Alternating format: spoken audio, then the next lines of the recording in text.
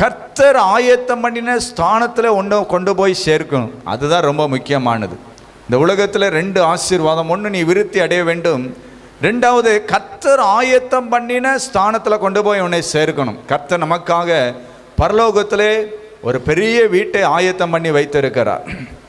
ஆண்டவர் சொல்லுகிறார், நான் உன் மேய்ப்பராக இருக்கிறேன், நீ புல்லுள்ள இடங்களில் உன்னை மேய்த்து ஆசீர்வதிப்பேன், என் நாமத்தின் நிமித்தம் உன்னை பரிசுத்த பாதையில் நான் நடத்துவேன், உனக்கு விரோதமாய் சத்துரு எழும்பும் பொழுது அந்த சத்துருக்களுக்கு முன்பாக நான் ஒரு பந்தியை ஆயத்தப்படுத்துவேன், உன் உயிர் இருக்கிற வரைக்கும் உனக்கு நன்மையும் கிருபையும் தொடரும்படி உன்னை ஆசீர்வதிப்பேன், உன் தலையில் என் பரிசுத்த ஆவியின் அபிஷேகத்தை ஊற்றி உன் பாத்திரத்தை நான் நிரப்பி கடைசி என்ன செய்றா தெரியுமா, நான் என்னுடைய வீட்டிலே கொண்டு போய் நான் உன்னை சேர்ப்பேன், நான் கர்த்தருடைய வீட்டிலே நீடித்த நாட்களாய் நிலைத்திருப்பேன். அப்போ இந்த உலக பிரகாரமான ஒரு ஆசீர்வாதம். 2வது, நம்ம பரலோகத்தில் கொண்டு போய் நம்மை சேர்க்கிற ஒரு ஆசீர்வாதம். இந்த 2 ஆசீர்வாதமும் எத்தனை பேர் விரும்புகிறீங்க? நிச்சயமாக நான் விரும்புகிறேன். ஆண்டவரே, இந்த பூமியிலும் நான் வாழ்ந்திருக்கும்படி, விருத்தி அடைந்து வாழ்ந்திருக்கும்படி என்னை ஆசீர்வதியும். 2வது, நீர் ஆயத்தம் பண்ணி வைத்திருக்கிற அந்த ஸ்தலத்தில் கொண்டு போய் என்னை சேர்த்துருங்க ஆண்டவரே, அந்த ஸ்தலத்தில் கொண்டு போய் நீர் என்னை சேர்த்து விடும். ஆகவே தான் பரிசுத்த வேதம் சொல்லுகிறது, வள்ளுவாதபடி உன்னை காக்கவும், தம்முடைய மகிமையுள்ள சிங்காசனத்திற்கு முன்பாக உன்னை அழுக்கில்லாதவனாய், மாசு இல்லாதவனாய், பரிசுத்தவனாய் உன்னை நிறுத்தவும் தாம் ஒருவரே ஞானம் உள்ளவராய் இருக்கிறார். கர்த்தர் ஒருவரே வல்லமை உள்ளவராய் இருக்கிறார். அப்படின்னா என்ன அர்த்தம்னா, உன்னை இந்த உலகத்தில் வள்ளுவாதபடி காக்கிற ஒரே கரம், உன்னை காக்கிறவர். இந்த உலகம் கொடிய உலகத்தில் வாழ்ந்து கொண்டிருக்கிறோம். எப்பெல்லாம் ஒரு மனிதன் வழுக்குகிறான் தெரியுமா? எப்பெல்லாம் நம்முடைய பாதையில் வழுக்கு கடந்து வருது தெரியுமா? எத்தனை பேர் பாறையில் நடந்திருப்பீங்கன்னு தெரியாது. அது பாசி படைந்த பாதையில் எத்தனை பேர் நடந்திருப்பீங்கன்னு தெரியாது. அந்த பாசி படைந்த பாதையில் அந்த பாறையில் உங்கள் கால்களை வச்சிங்கன்னா என்ன செய்யும்? சடார்னு அப்படி வலிக்கிறோம். சிலர் சொல்லுவாங்க, சாதா தரையில் கூட சிலர் வலிக்க விழுந்துடுறாங்க. நிறைய நேரங்களில் வழுகி விடுகிற ஒரு சூழ்நிலைகள். சிலர் கை நழுவி வலிக்கிட்டுங்க, நான் என்ன செய்யறது?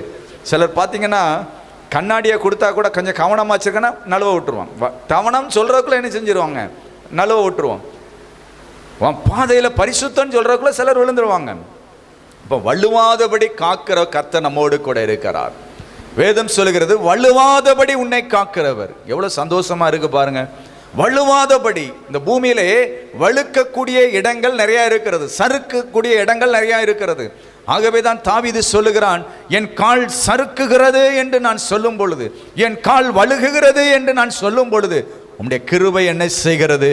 என்னை தாங்கி நடத்துகிறது. அப்போ இந்த உலகத்தின் பாதையில் ஓடுகிற நமக்கு ரெண்டு காரியங்களை ஆண்டவர் கிட்டத்தில் நம்ம கேட்டு எப்பொழுதும் பெற்றுக்கொள்ள வேண்டும். ஒன்று, ஆண்டவரே என்னை வலுவாதபடி என்ன செய்யுங்க? காத்து உம்முடைய ஸ்தானத்துக்கு என்னை என்ன செஞ்சிருங்க? கொண்டு போயிருங்க ஆண்டவரே. உம்முடைய வீட்டில் கொண்டு போய் என்னை சேர்த்துருங்க, அந்த நித்திய வீட்டில் போய் என்னை சேர்த்து விடுங்கள். அப்போ இந்த உலகத்திலே நாம் பிறந்திருக்கிறோம். அநேக நேரங்களில் சில காரியங்களை நாம் வாழ்ந்திருக்கிறோம். நேற்றைய தினத்தில் ஒரு காரியத்தை பார்த்து எனக்கு ரொம்ப சிரிப்பாக இருந்துச்சு. 2 பேர் இதில் நிற்கிறாங்க.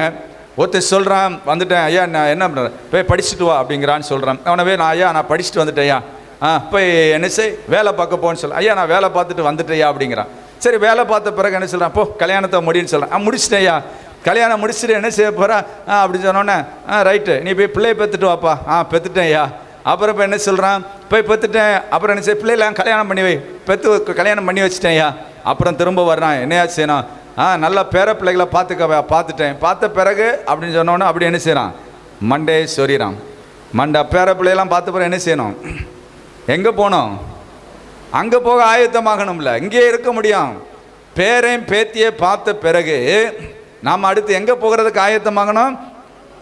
அது எல்லாருக்கும் அந்த பாக்கியம் இல்லை. எப்பொழுது இந்த பயணம் முடியும் என்று இந்த உலகத்தில் யாருக்கும் தெரியாது. நாம் மோட்ச பயணத்தை நோக்கி பயணம் செய்து கொண்டு இருக்கிறோம்.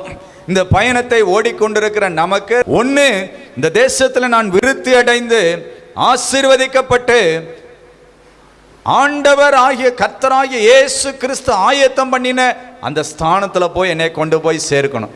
நீ விருத்தி அடைந்து தேசத்தை சுதந்திரித்துக் கொள்ளுவாய்.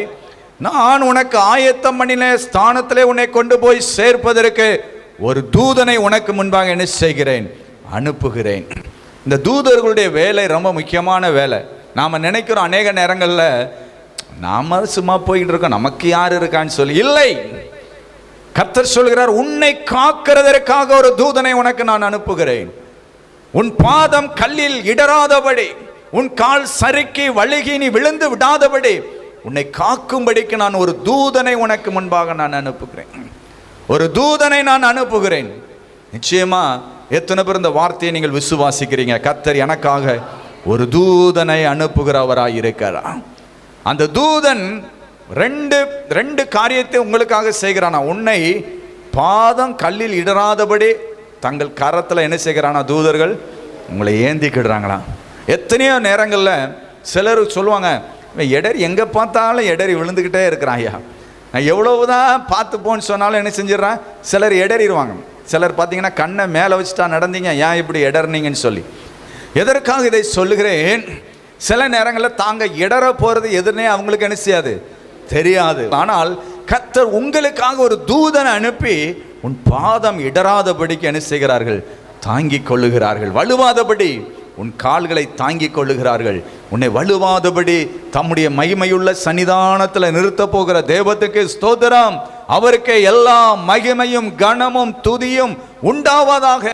இதை எதற்காக சொல்றேன்? உங்க வாழ்க்கை இந்த ஓடுகிற ஓட்டத்தை ஆண்டவரை என் கிரிப்ல ஓடல, என் நம்பிக்கையில ஓடல, என்னுடைய சுய பலத்தினால் நான் ஓடல. ஆண்டவரே, நீங்க தான் என்னை வலுவாதபடி இன்றைக்கு வரையும் காத்து வருகிறீர். வலுவாதபடி காக்கிறவர்.